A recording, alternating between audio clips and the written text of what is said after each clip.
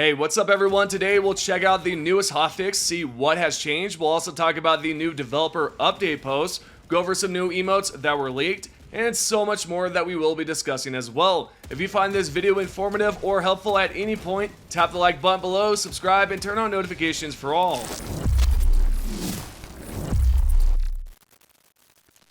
We're going to start by discussing a message created by Michael, the game director. He talks about what their aim is with the next update. Here's the full message. Fellow Helldivers, I want to directly address the feedback you've raised about Escalation of Freedom update. We've spent the last week listening to feedback, reflecting about the path ahead for Helldivers 2 and how we want to continue developing the game. In short, we didn't hit our target with the latest update, some things we just didn't get right, and other more fundamental inconsistencies in our approach to the game balance and game direction. All of that is on us, and we are going to own that. As many of you have pointed out, and we agree, what matters most now is action, not talk. Then the game director continues on to say, our aim within the next 60 days. Continue to re-examine our approach to balance. Our intention is that balance should be fun, not balance for the sake of balance. Update how the fire damage mechanic works to tweak how the flamethrower serves as a close-range support weapon. A quick straight revert won't work as it would break other things. Rework gameplay to prevent excessive ragdolling. Rethink our design approach to primary weapons and create a plan for making combat more engaging. Reprioritize bug fixes so that more immediate gameplay impacting bugs are prioritized. Improve game performance, frame rate is a focus. Rework chargers. So I'm assuming that right there would be the impaler as well. Then the game director continues on to say, additionally from a bigger picture perspective, we will be exploring creation of an opt-in beta test environment to improve our testing processes, and we consider this a high priority. Post regular player surveys to gather more insight and feedback from the community. Improve our process for patch release notes, providing more context and reasoning behind changes. More blog posts and streams where we expand on these topics for those interested. We also want to thank you for your patience. We're grateful for so many of you provided constructive feedback and suggestions on the latest update. So there you go. It looks like the developers have listened to some extent, right? But we'll find out once these updates arrive. We'll figure out if things are actually improving or if it's just, going the complete opposite direction. Sure, I want to be positive, but the thing is, I cannot do so because I don't want to just be like, yeah, the developers are improving, they're actually listening. No, we don't know if they're listening until we see the actual update. So with that being said, I would like to know what you think about this update. Do you think the developers are improving? Do you think things are actually going in the right direction? Let me know down below in the comments. Alrighty, we are now going to move along and talk about the new hotfix update, and sadly with this new patch, I did not see anything relating to the flamethrower except for one note which we'll get into soon. Right here, the developers said, fix crash that would occur when you or another player selects a new weapon while on the ship. Fix crash when booting the game after a saved monitor was disconnected. Okay, I had a hunch that this was related to the weapons, but I was unsure as to what was exactly causing it to crash. But I guess it was due to selecting different weapons while inside the destroyer, which is interesting. Next we have some bugs fixed with the weapons and stratagems. They have specifically talked about the flamethrower not passing through shields, and right underneath this it says, thermite grenades no longer make the orbital cannon objective incompletable. Mines can now be shot and blown up while near a dangerous object. Fixed a bug where flamethrower weapons bounce off of energy shields, making them useless when firing within the shield generator relay domes. Well, there you go. I wasn't aware that the flamethrower was practically useless with the shield dome, but hey, the developers have resolved it. I'm going to assume this was because the developers changed the way the flamethrower worked in the previous patch, and if you had issues with it previously, then everything should be fine now. What we have next is more social menu fixes. Yeah, so it's crazy to think that it took them a while to recode the entire social menu, just so there could be more problems with it. In the patch notes, all it says here is that they've improved stability and have fixed more social menu bugs. Nothing too specific here. And last but not least, for miscellaneous fixes, they fixed the biggest issue with the evacuate high value acid mission. The developers wrote, general performance improvements, some pertaining to fighting large swarms of bots, fixed bugs where evacuate high value acid mission stopped working when the host leaves, fix infinitely loading thumbnails on low texture quality settings. And that's it. This is all the developers wrote, and I will say it's better than nothing. I believe some would look at this and consider it as a useless update, but it's actually a decent hotfix. Not to mention very important because of all the crashing that has been going on as of late. Also, the devs mentioned something about large swarms of bots. I wonder if they made it less chaotic with the gunships, because on the highest difficulty, it was nearly impossible to move around when you have two gunship fabricators essentially side by side. I've actually seen an image where there were 3 fabricators, but yeah, I hope they have fixed that as well, because that's way too many. Continuing along, the community manager Baskinator has informed us that they've gone through all the feedback, which was around 11,000 plus submissions, and that the moderators wrote this. Howdy fellers, since the poll open, Hayes and myself have personally read through 11,000 feedback forms, as well as other moderators helping when they can.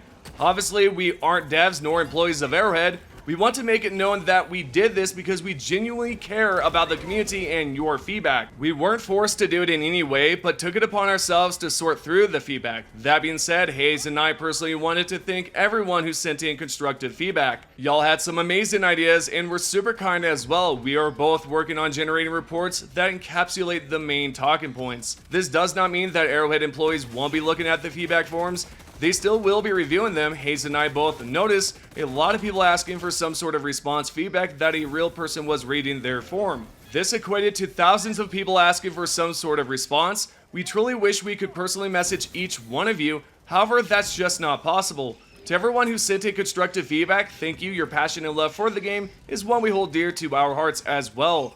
We love this game and community just like y'all. I have a feeling this might not mean much considering it's coming from the moderators instead of the developers or the community managers, but hey, at least we get sort of an insight as to what's going on as of right now. What I thought was interesting is that the devs are going to be looking at the submissions, but the moderators have sort of grabbed all the submissions and have summarized it for the devs. I don't think the devs are going to go through all the forms that have been submitted, but I would expect them to take a peek at least 5 or more.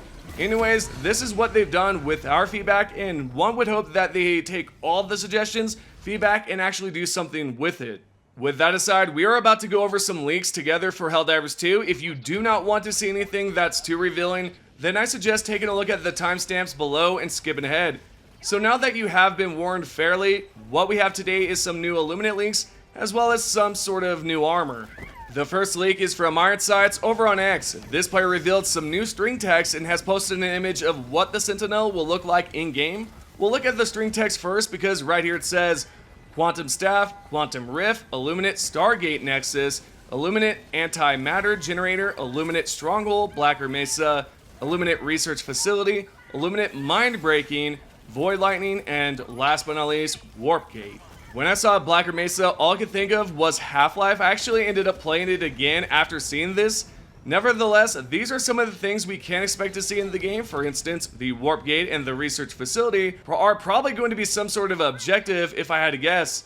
Some of you might have already seen the Warp Gate already in a previous leak. It's not new in terms of leaks, but this right here, these string texts, will give you an idea of what to expect. Not only did Ironsight showcase this on X, he also showed that there's some sort of new Illuminate tiers.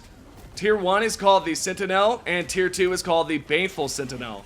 This particular Illuminate will shoot a beam out of its eye to inflict damage, and I'm not exactly sure what the difference is between the different tiers. Perhaps the second version is far more powerful than the first, if I had to guess. Also, if you're wondering, is this Illuminate new in terms of leaks? Not really, but in-game it is, and I wasn't aware that there were 2 different tiers, so this right here is just updated information.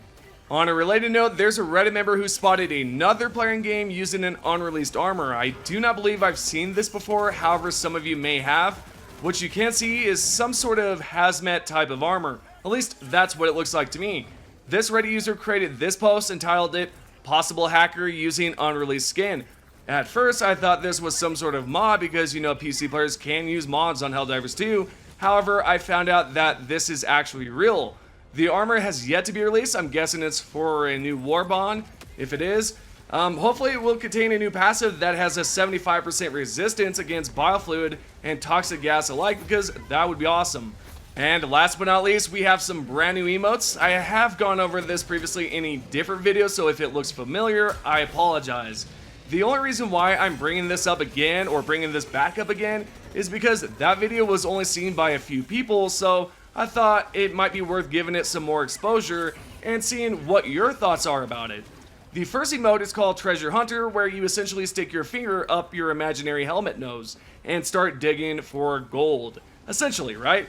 Next up, number 2, the Impatient emote is what you would expect, and that's a Helldiver that is frustrated to the point where he begins to tap on his wrist. Next, we have this guy emote. There's not much to say about it, or at least I don't have anything really to comment on. After this, the 4th emote is Courtesy, and it's not that great in my opinion. The 5th emote is Heel Kick, so essentially you jump in the air and tap your 2 heels together. And last but not least, we have the Thrusting emote, and all I can think of for some reason is Crash Bandicoot. Now this is the very last emote on the list, and I want to let you know that these victory poses could very well be scrapped ideas, or they could very well be coming to the game, so just keep that in mind because you never know. With that being said, this is your Helldivers 2 news. We're now going to go over the top 3 comments from the previous video. If you guys would like to be featured in the next video, all you have to do is comment down below. The first comment is by Nezo Dreamer 8284. The irony of the devs said they are disappointed like they didn't disappoint the community multiple times. The second comment is by John Smith, the ZH25. Devs find Golden Goose, devs poison Golden Goose. Devs Golden Goose dies, devs most affected. And last but not least, we have Wisp_. Devs ruin the fun. Also devs, we are disappointed. So yeah, those are the top comments from the previous video. If you guys would like to be featured, remember, all you have to do is comment down below. Thank you guys for checking out the video and just commenting like you always do. Appreciate the love and support. Subscribe, turn on notifications so you do not miss out on the next news video. See you guys in the next one.